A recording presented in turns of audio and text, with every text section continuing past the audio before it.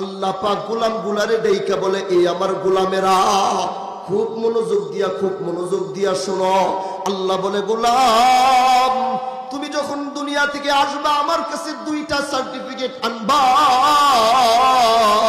এবার বান্দা জিগায়, আল্লাহ আমি কোন সার্টিফিকেট আনবো?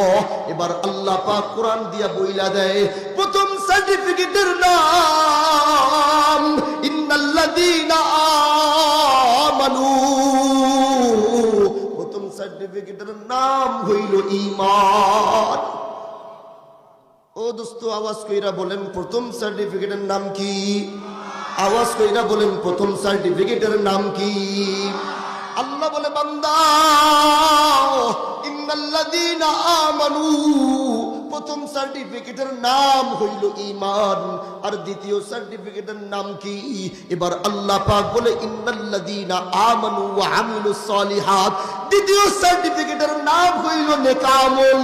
আল্লাহ বলে, বান্দা তুমি যদি এবার দুইটা সার্টিফিকেট আনবা, এবার তোমার সাথে আল্লাহ কয়, বান্দা এবার আল্লাহরে জিগায়, আল্লাহ আমি যদি দুইটা সার্টিফিকেট আনবো তো আমার জন্য কি হবে?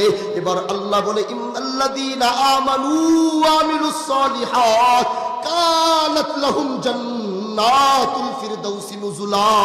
বান্দা তুমি যদি দুইটা সার্টিফিকেট আনবা,